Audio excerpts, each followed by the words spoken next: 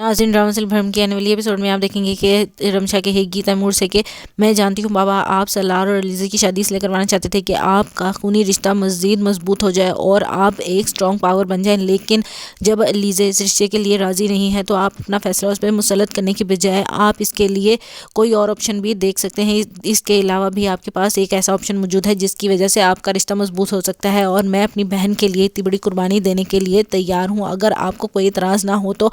जिस पर तैमूर कहता है कि मैं वाकई ही बहुत ही ज़्यादा कम अकल निकला, मैंने तो इस बारे में सोचा ही नहीं कि मुझे तुम्हारे और सलार के बारे में भी सोचना चाहिए।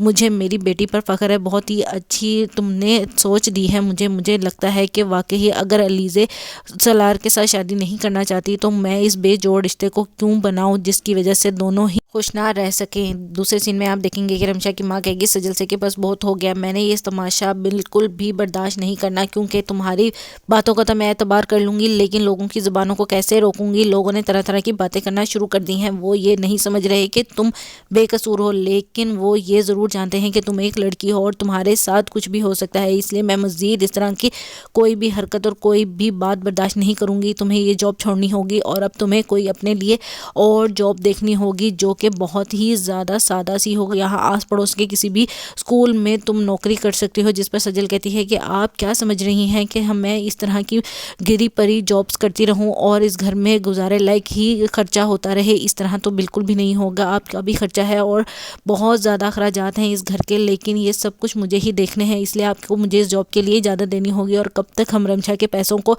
यूज़ करेंगे, ये ना हो कि कल को वो लोग खड़े हो जाएं और ये कहें कि उन्होंने ये परवरिश की भीख दी है हमें। मैं बिल्कुल भी ये बर्दाश्त नहीं करूँगी। आखिर आपने ही बताया था कि उन्होंने पप्पू के साथ कुछ अच्छा नहीं किया। जिस पर वो कहेंगी कि बस बहुत हो चुका, मुझे तुम्हारी ये बातों के चक्कर में नहीं पड़ना, मेरा फैसला अटल है।